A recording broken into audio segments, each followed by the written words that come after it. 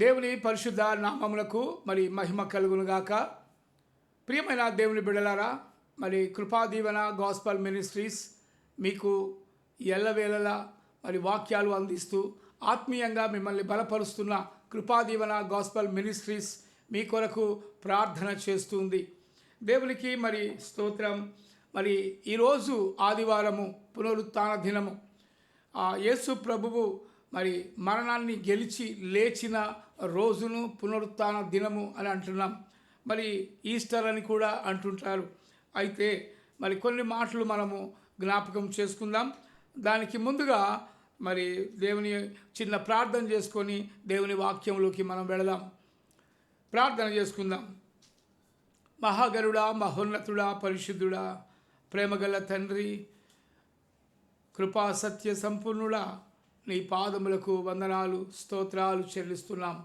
ఈ పునరుత్థాన దినమునందు ప్రభువా, మేమందరము సజీవ లెక్కల్లో ఉంచి ప్రభువా మళ్ళీ సన్నిధిలోకి మేము వచ్చాము. అందును బట్టి నీకు వందనాలు, స్తోత్రాలు చెల్లిస్తూ ఉంటున్నాం. మరి ఈ పునరుత్థాన దినములో నీ మాటలు వినుటకు ప్రభువా, ఆత్మీయ నాయన మాటలు మా యొక్క హృదయానికి, జీవితానికి నెమ్మది కలుగుతుంది తండ్రి. అలాంటి మాటలు వినడానికి నీవిచ్చిన గొప్ప తరుణమును బట్టి నీకే వందనాలు, స్తుతులు, స్తోత్రాలు చెల్లిస్తూ ఉంటున్నాం. ప్రభు మరి వింటున్న బిడ్డలకు ప్రభు ఆత్మీయంగా వారికి అభివృద్ధి పరచుమని, సహాయము చేయమని మేము ప్రార్థిస్తూ ఉంటున్నాం. ఎంతమంది అయితే ఈ లైవ్లో మరి నీ బిడ్డలు వాక్యాన్ని వింటున్నారో ప్రభు వారందరికీ ప్రభు నాయన మరి దీవించండి, వారిని ఆశీర్వదించండి. నిజమైన దేవుడు మీరేనని, ప్రేమించే దేవుడు, క్షమించే దేవుడు, రక్షించే దేవుడు మీరొక్కరు తప్ప మరొకరు లేరని ఆయన నగ్న సత్యాన్ని వారు తెలుసుకున్నట్లు చేయమని ప్రార్థిస్తున్నాం. కృప వెంబడి కృపను మాకు అనుగ్రహించమని అడుగుతూ యేసు నామములో అడిగి ప్రార్థిస్తున్నాము తండ్రి. Amen, amen, amen. మంచిది, దేవునికి స్తోత్రం. ప్రియమైన దేవుని బిడ్డలారా, కృపాదీవెన గాస్పల్ మినిస్ట్రీస్ మరి మీ కొరకు ఈ యొక్క దివ్యమైన సందేశాలు, ఆత్మీయ ఆహారము అనుదినము అందిస్తూ ఉంది. మరి మీరందరూ బలపడుతున్నారని మరి నేను నమ్ముతుంటున్నాను. మరి యొక్క కృపాదీవెన గాస్పల్ మినిస్ట్రీస్ మరి దాదాపు 5 సంవత్సరాలు దాటి 6వ సంవత్సరంలోకి మరి దిగ్విజయంగా మరి దేవుడు నడిపిస్తున్నాడు. దేవుని యొక్క మహాకృపను బట్టి మరి యొక్క ఆరాధన కార్యక్రమాలు జరుగుతున్నాయి. మరి దీన్ని మీరందరూ చూచి మరి బలపరుస్తున్నందుకు, మరి మీరు సపోర్ట్ చేస్తున్నందుకు మరి మీ అందరికీ కూడా ప్రత్యేకమైన ధన్యవాదాలు తెలియజేస్తున్నాను. మరి ఈరోజు దేవుని యొక్క వాక్యాన్ని మరి కొద్ది నిమిషాలు మనం ధ్యానం చేసుకుందాం. మరి లూకా సువార్త 24వ అధ్యాయము మరి 1 నుండి మరి 7 వచనాలు మనం చదువుకుందాం. లూకా సువార్త 24వ అధ్యాయము మరి 1 నుండి 7 వచనాలు చదువుకుందాం. దయచేసి మరి బైబిల్ ఉన్నవారు మరి మీరు తెరిచి మరి చూడవలసిందిగా ప్రేమతో మిమ్మల్ని మరి బ్రతిమాలుతున్నాను. మరి ఎందుకంటే బైబిల్ చూడటం, బైబిల్ చదవటం అలాగున ఆ వాక్యము ఉందా లేదా అనేది కూడా మీరు పరిశీలన చేయవచ్చు. అందుకే మరి మిమ్మల్ని బైబిల్ చూడమని నేను రిక్వెస్ట్ చేస్తున్నాను. ఆదివారమున తెల్లవారుచుండగా ఆ స్త్రీలు తాము సిద్ధపరిచిన సుగంధ ద్రవ్యములను తీసుకొని సమాధి యొద్దకు వచ్చి సమాధి ముందర ఉండిన రాయి దొరలింపబడి ఉండుట చూచి లోపలికి వెళ్ళిరి గాని ప్రభు అయిన యేసు దేహము వారికి కనిపించలేదు. హల్లెలూయా, దేవునికి స్తోత్రం. మరి యేసు దేహాన్ని వారు వెతుకుతూ ఉన్నారు. యేసును మరి ముంచిన సమాధి స్థలము యొద్దకు వచ్చి మరి ఆ స్త్రీలు చూస్తూ ఉన్నారు. మరి స్త్రీలు అనగా నిజంగా మరి అక్కడ మగ్దలేని మరియా, మరి తర్వాత మరి వేరొక మరియా మరి అక్కడికి సమాధి యొద్దకు వచ్చినట్టుగా మనం చూస్తున్నాం. ఎందుకంటే మరి యేసు దేహాన్ని మేము చూడాలి, మరి యేసు దేహానికి మరి సుగంధ ద్రవ్యాలు మరి పూయాలి, మరి వాటిని రుద్దడము ద్వారా యేసు దేహము మరి కుళ్ళు పట్టకుండా, యేసు దేహము మరి వాసన రాకుండా ఉంటుందని బహుశా స్త్రీలు మరి అనుకొని ఉండవచ్చు. నిజంగా స్త్రీలు అన్ని పనులలో మరి ముందుకు ఉంటారండి. ఎందుకంటే స్త్రీలు లేకపోతే ప్రపంచము లేదు. ఎందుకంటే ప్రతి పురుషుని విజయానికి వెనుక స్త్రీ ఉంటుందని ఒక సామెతగా ఉంటుంది ఈ లోకంలో. కాబట్టి ప్రియమైన దేవుని బిడ్డలారా, మరి ఈ స్త్రీలు ఎంత అత్యాశతో వారు మరి సమాధి యొద్దకు వెళ్ళినట్టుగా చూస్తున్నాం.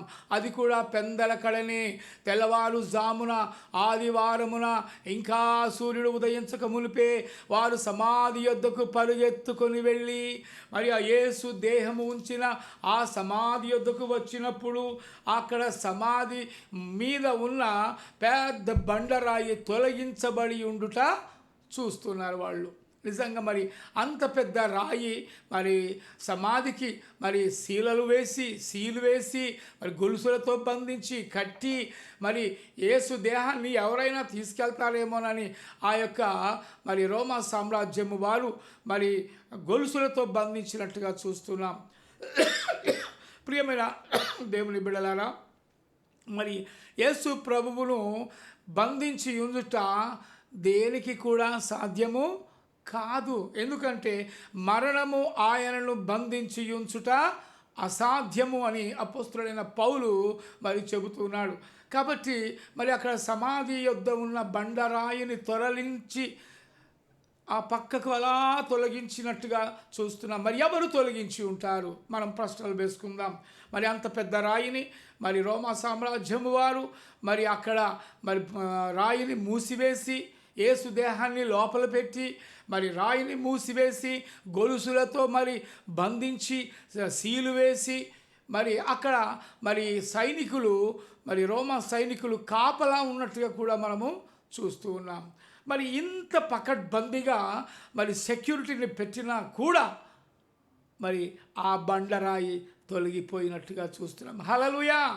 బండరాయి తొలగిపోయింది. ఎందుకు అంటే ఇక్కడ ఒక మాట మనం చూసుకుందామండి. అపోస్తుల కార్యము 2వ అధ్యాయము మనం చూసుకుందాం. అపోస్తుల కార్యము 2వ అధ్యాయము మరి 24వ వచనం, 23, 24 చూసుకుందాం. 23 కంటే ముందు ఇంకా 22 కూడా చూసుకుందాం దయచేసి. ఇశ్రాయేలు వారులారా ఈ మాటలు వినుడి, ఇశ్రాయేలు వారులారా ఈ మాటలు వినుడి అంటే ఆ ప్రాంతంలో అక్కడ ఇశ్రాయేలీలు ఉన్నారు గనుక ఇశ్రాయేలీలారా అని చెబుతున్నాడు ఇక్కడ దేవుని వాక్యం. అపోస్తలుడైన పౌలు మరి అక్కడ ఉన్న ఇశ్రాయేలీలకు, మరి అక్కడ ఉన్న కొరింథీయులకు, అక్కడ ఉన్న గలతీయులకు, అక్కడ ఉన్న ఎఫెసీయులకు, వీళ్ళందరికీ కూడా ఒక మాట చెబుతున్నాడు. ఏంటంటే ఇశ్రాయేలీయులారా ఈ మాటలు వినుడి. దేవుడు నజరేయుడగు యేసు చేత, దేవుడు నజరేయుడగు యేసు, ఇక్కడ బాగా గమనించుదామండి వాక్యాన్ని. దేవుడు నజరేయుడైన యేసు చేత అద్భుతములను, మహత్కార్యములను, సూచక క్రియలను మీ మధ్యను చేయించి, చూసారా, దేవుడు యేసు చేత అద్భుత కార్యములు చేయించాడు, ఆశ్చర్య కార్యాలు చేయించాడు, మరి ఎన్నెన్నో సూచక క్రియలు కూడా చేయించాడు. అంతే యేసును దేవుడు వాడుకుంటున్నాడు ఇక్కడ. మరి యేసు ఎవరు, దేవుడు ఎవరు అని ప్రశ్న కూడా రావచ్చు మీకు. మరి దేవుడైన యెహోవా తన ప్రియ కుమారుడైన యేసు క్రీస్తును ఈ లోకంలోకి మనుష్య కుమారుడిగా మరి జన్మింపచేశాడు. తన చిత్తాన్ని నెరవేర్చడానికే యేసు క్రీస్తు ఈ లోకానికి వచ్చినట్టుగా లేఖనాలు మనం చూస్తున్నాం. కాబట్టి ప్రియమైన దేవుని బిడ్డలారా ఆలోచన చేయండి. ఎందుకంటే తండ్రి చిత్తాన్ని నెరవేర్చుటకే నేను ఇక్కడికి భూమి మీదకి వచ్చి ఉన్నానంటాడు. తండ్రి చిత్తం ఏమిటి అంటే, తండ్రి చిత్తము పాపములను క్షమించడము తండ్రి చిత్తము, పరలోకములకు నిన్ను నన్ను చేర్చుట తండ్రి చిత్తము. హల్లెలూయా! ఎందుకంటే ఇక్కడ మరి తండ్రి చిత్తాన్ని నెరవేర్చాలి. తండ్రి ఏ విధమైతే ఏ ఉద్దేశము చేత యేసు ప్రభువును ఈ లోకంలోనికి పంపాడో, మరి జీవింపచేశాడో, 33.5 సంవత్సరములు ఆయన ఈ లోకములో జీవించి మరి యేసును సిలువ వేయునంతగా, మరణములకు అప్పగించినంతగా మరి ఆయన అన్యాయపు తీర్పు పొందినట్టుగా మనం చూస్తూ ఉన్నాం. అన్యాయపు తీర్పు వండి మరి సాక్షాత్తు యేసు క్రీస్తు అన్యాయపు తీర్పు పొందుతున్నాడు. 6 కోట్లు తిరిగినాడు ఒక్క రాత్రి, అయినా కూడా ప్రజల కేకలే గెలిచాయి అని అంటున్నారు. ఎందుకు ప్రజల కేకలు గెలిచాయి అని అంటే, తండ్రి చిత్తము నెరవేరాలి అంటే ప్రజల కేకలు గెలవాలి. తండ్రి చిత్తము నెరవేరాలి అంటే యేసు ప్రభువు మరి ఆయన శ్రమలు పొందాలి. యేసు ప్రభువు శ్రమలు పొందితే కానీ నీకు నాకు పాప విముక్తి కలగదు. అందుకే మరి 1 యోహానులో మనం చూస్తాం, ఏమంటాడు? యేసు రక్తము ప్రతి పాపము నుండి మనలను పవిత్రులుగా చేయును అని మరి యోహాను సువార్త మరి యోహాను భక్తుడైన యోహాను మరి ఆ విధంగా చెప్తున్నాడండి. యేసు రక్తమే ప్రతి పాపము నుండి మనల్ని పవిత్రులుగా చేస్తుంది. అంటే యేసు రక్తము తప్ప ఏ రక్తము ద్వారా కూడా నీకు నాకు పాప విమోచన కలగదు, పాప క్షమాపణ కలగదు, శాంతి సమాధానము మనకు రాదు. అందుకే యేసు రక్తము అది పవిత్రమైన రక్తము, యేసు రక్తము అది పరిశుద్ధమైన రక్తము, యేసు రక్తము అది ఏ దానితో కూడా కలవకుండా ఉండే మరి ఏకైక పవిత్ర రక్తము అది యేసు రక్తము. అందుకే యేసు రక్తము ద్వారానే నీకు నాకు పాప క్షమాపణ కలుగుతుంది. మరి నువ్వు ఎన్ని కోళ్లను కోసినా, ఎన్ని గొర్రెలను కోసినా, ఎన్ని దూడలను కోసినా, ఎన్ని ఆవులను కోసినా నీకు పాప విమోచన లేదు, పాప విమోచన లేదు, పాప క్షమాపణ లేదు. అందుకే ప్రియమైన దేవుని బిడ్డలారా, యేసు ప్రభు తండ్రి చిత్తాన్ని నెరవేర్చుటకు ఆయన ఈ లోకానికి వచ్చినట్టుగా మనము చూస్తున్నాం. అందుకే ఆయన బ్రతికి ఉండగానే శిష్యులకు చెప్పాడు, నన్ను ఈ విధంగా మరి అన్యాయపు తీర్పు మరి చేస్తారు, తర్వాత వాళ్ళు నన్ను కొట్టి నన్ను చంపుతారు, నన్ను సిలువ వేస్తారు, అయినా కూడా నేను 3 రోజుల తర్వాత నేను తిరిగి లేస్తాను, మృత్యుని గెలిచి లేస్తానని చెప్పి శిష్యులతో చెప్పాడు. ఆ మాటలు శిష్యులు మర్చిపోయినారు. అందుకే ఇక్కడ అంటాడు, మరణము ఆయనను బంధించి ఉంచుట అసాధ్యము గనుక దేవుడు మరణ వేదనలు తొలగించి ఆయనను లేపెను. హల్లెలూయా! దేవుడు మరణ వేదనలను తొలగించి ఆయనను అనగా యేసును, చూసారా? దేవుడు మరణ వేదనలు తొలగించేసి ఆయనను అనగా యేసును లేపెను. అంటే యేసు తనంతట తాను లేవలేదు, కానీ దేవుడు, తండ్రి అయిన దేవుడు మరి యేసును లేపినట్టుగా ఇక్కడ లేఖనాలలో మనం చూస్తున్నాం. అందుకే ఆయన మృతిని గెలిచి లేచినట్టుగా లేఖనాలు చూస్తున్నాం. ఆయన మరి మృత్యుంజయుడుగా మరి ఉన్నట్టుగా మనం చూస్తున్నాం. ఎందుకంటే మరణమును జయించి లేచిన ఏకైక దేవుడు యేసు ప్రభు తప్ప మరొకరు లేరని ఈ సందర్భంగా మీ అందరికీ జ్ఞాపకం చేస్తున్నాను. ప్రియమైన దేవుని బిడ్డలారా, ఈస్టర్ అనగా పునరుత్థానుడు, మరణము నుండి గెలిచి లేచిన వాడు యేసు ప్రభు తప్ప మరొకడు లేడని మరి ఇక్కడ మరి 4 సువార్తలు కూడా ప్రకటిస్తున్నాయి. అలాగే అపోస్తలుడైన పౌలు కూడా ప్రకటిస్తున్నాడు. ఏమని ప్రకటిస్తున్నాడు? మేము సిలువ వేయబడిన క్రీస్తును గూర్చి మేము ప్రకటిస్తున్నాము, మృత్యుంజయుడైన యేసును గూర్చి మేము ప్రకటిస్తున్నాము, ఆత్మ చెవులు గలవాడు వినులుగాక అని మరి ఆయన మరి సువార్త ప్రకటిస్తున్నట్టుగా చూస్తున్నాం. మాసిదోనియా మరి పట్టణమందును, మరి లవదోకియా సంఘమందును, మరి అలాగే మరి ప్రతి సంఘములో కూడా ఆయన ఏ ప్రాంతాలలో తిరిగాడో ఆయా ప్రాంతాలలో మరి ఆయన సువార్త ప్రకటించినట్టుగా చూస్తున్నాం. అందుకే నేను క్రీస్తును పోలి నడుచుకున్నాను, మీరు నన్ను పోలి నడుచుకున్నాడని అపోస్తలుడైన పౌలు మరి ఎంత గట్టి విశ్వాసముతో ఆయన చెప్పాడు. ఎందుకంటే అలాంటి విశ్వాసము మరి నీకు నాకు ఉండవలనని మరి దేవుడు ఆశిస్తున్నాడు. ప్రియమైన దేవుని బిడ్డలారా, మరి ఈస్టర్ పండగ అంటే పునరుత్థానుడైన యేసును దేవుడు, తండ్రి అయిన దేవుడు లేపాడు కనుక అది పునరుత్థానపు ఆదివారము.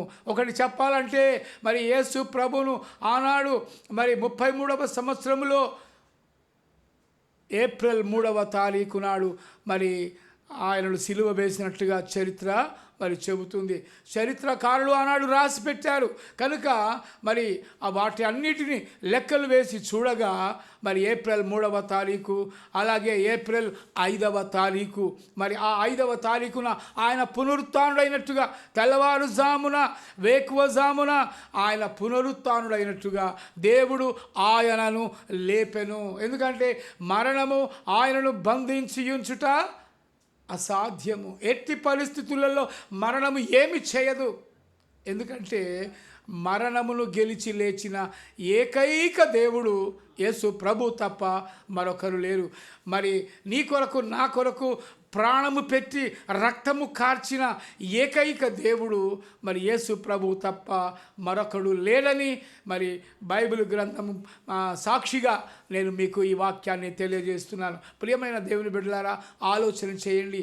నీ పాపములు నా పాపములు మరి క్షమించబడాలంటే యేసు రక్తము ద్వారానే మనకు పాప క్షమాపణ కలుగుతుంది.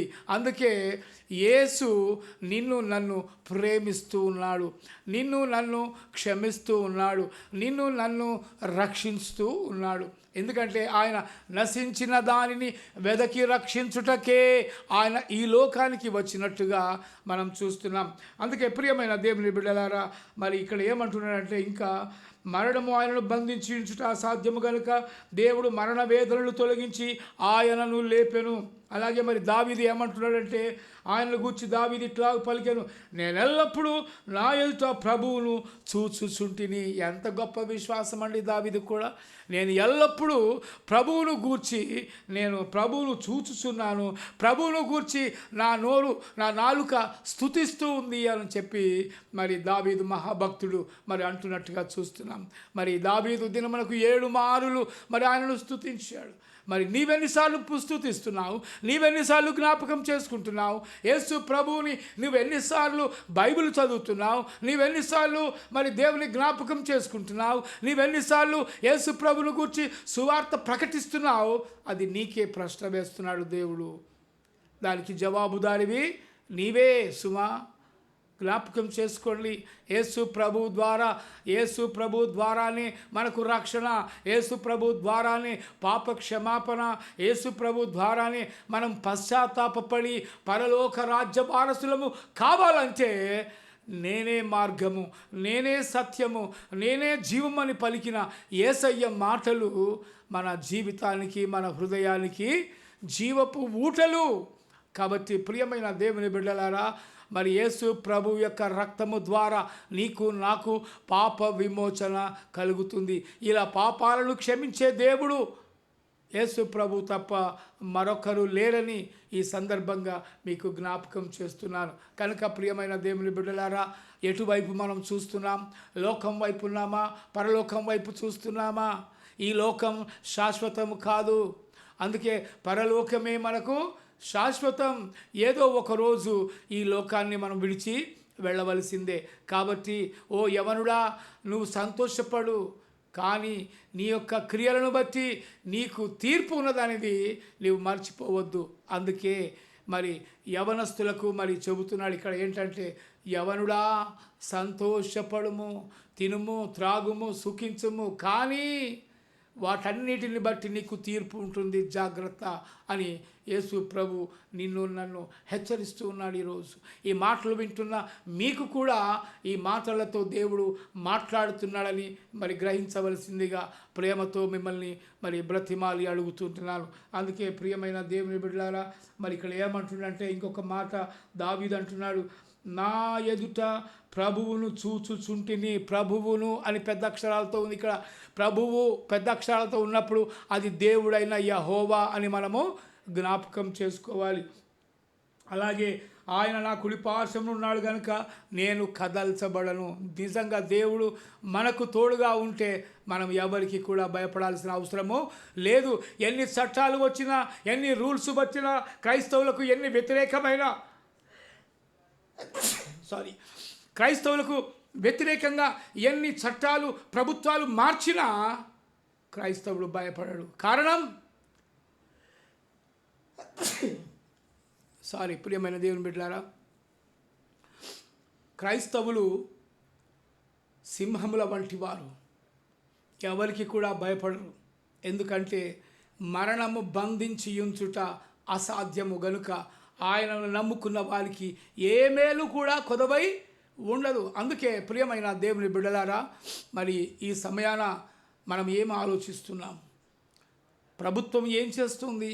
క్రైస్తవులకు వ్యతిరేకంగా మరి ఎన్నో బాణాలు విసురుతుంది. అందుకే నీకు విరోధముగా రూపింపబడిన ఏ ఆయుధము వర్ధిల్లదని దేవుని వాక్యం సెలవిస్తుంది. మరి ఎన్ని చట్టాలు వచ్చినా, ఎన్ని కోర్టు తీర్పులు వచ్చినా, క్రైస్తవులకు వ్యతిరేకంగా ఏది జరిగినా కూడా ఏ క్రైస్తవుడు కూడా భయపడడు. కారణం, ఈ లోకాన్ని ఏదో ఒకరోజు విడిచి వెళ్ళవలసిందే. అది ఎవరైనా సరే, ఏ దేశస్థుడైనా సరే, ఏ కులస్థుడైనా సరే. కులానికి ఒక దేవుణ్ణి చేశారండి. ముఖ్యంగా మన భారతదేశంలో రాష్ట్రానికి ఒక దేవుడు, కులానికి ఒక దేవుడు, ఊరికొక దేవుడు, ఇలా చేసి దేవుడిచ్చే మహిమను పొందలేకపోతున్నాం. నిజమైన దేవుణ్ణి గ్రహించలేని గుడ్డి స్థితిలో మనం ఉంటున్నాం. మనము కళ్ళుండి చూడలేకపోతున్నాం, చెవులుండి వినలేకపోతున్నాం సత్యాన్ని, మరి నోరుండి కూడా మాట్లాడలేకపోతున్నాం సత్యాన్ని, సత్యపు మాటలను.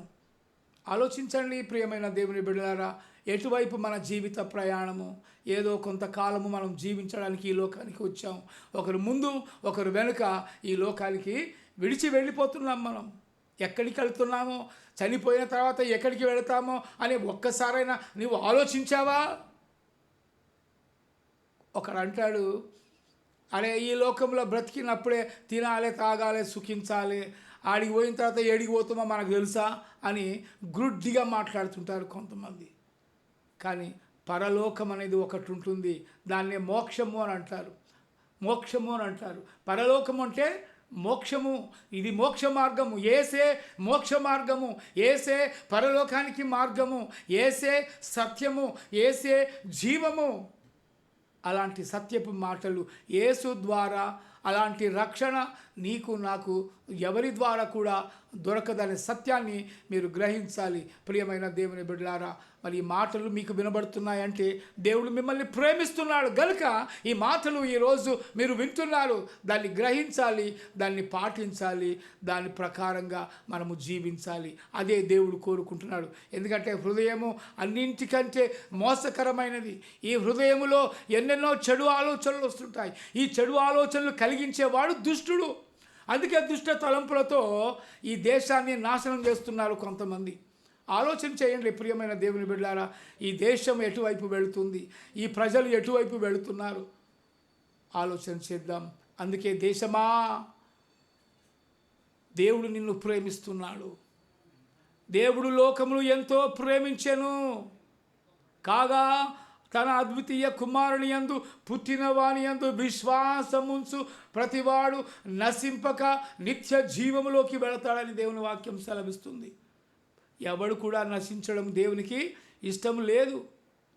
కానీ చెప్పినా కూడా వినకుండా మూర్ఖంగా మాట్లాడతారు చూడండి.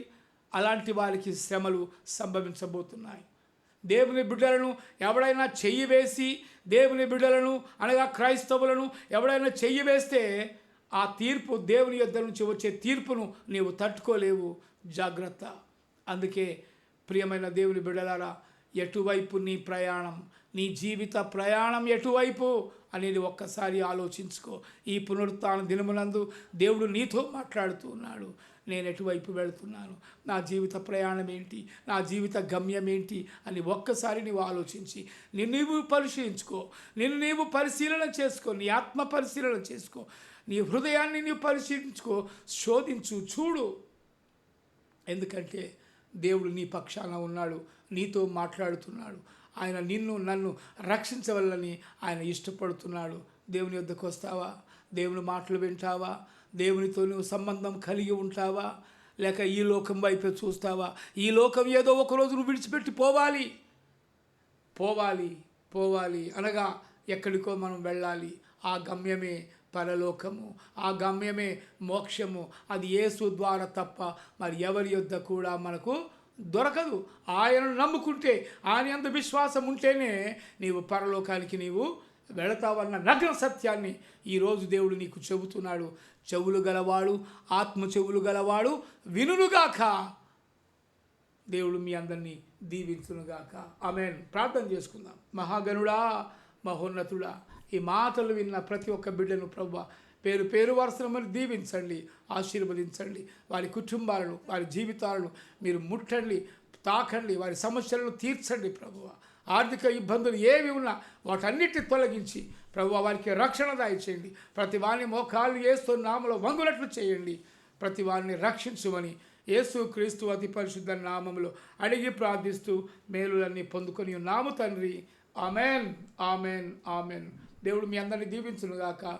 మన పరమ తండ్రి అయిన దేవుని నుండి, ఆయన కుమారుడైన యేసు క్రీస్తు నుండి పరిశుద్ధాత్మ అన్యోన్య సహవాసము, శాంతి సమాధానము ఇప్పుడును ఎల్లప్పుడూ మరి ఇక్కడ ఉన్న మనందరికీ, అలాగే వాక్యము ఆన్లైన్లో వింటున్న ప్రతి ఒక్క బిడ్డలను దేవుడు దీవించి సమృద్ధి దీవెనలు అనుగ్రహించునుగాక. Amen, amen, amen. Praise the Lord. దేవునికి స్తోత్రం. కృపా దీవెన గాస్పల్ మినిస్ట్రీస్ మరి మీ కొరకు ఎల్లవేళలా మరి ప్రార్థన చేస్తుంది. మీకు ప్రార్థన అవసరతలు కావాలంటే మరి మాకు ఫోన్ చేయండి. మా నంబర్ 8247470073. దీనికి మీరు కాల్ చేసి మరి మీ సమస్యలు మాకు చెప్పినట్లయితే మేము మీ కొరకు ప్రార్థన చేస్తాం. దేవుని ఆశీర్వాదాలు మీరు పొందుకోవలసిందిగా మేము మిమ్మల్ని ప్రేమతో ఆహ్వానిస్తున్నాం. అందరికీ వందనాలు, స్తోత్రాలు దేవునికి. హల్లెలూయా. మీరు ఈ యొక్క ఛానల్ను చూసి మరి దయచేసి మీరు సబ్స్క్రైబ్ చేయండి, లైక్ చేయండి. మరి అలాగే మీ స్నేహితులకు దీన్ని షేర్ చేయండి. మరి దీని ద్వారా మీరు దేవుని పరిచర్యలో మీరు పాల్గొన్న వారు అవుతారు కనుక మరి దేవుడు మీ అందరినీ దీవించునుగాక. ఆమెన్.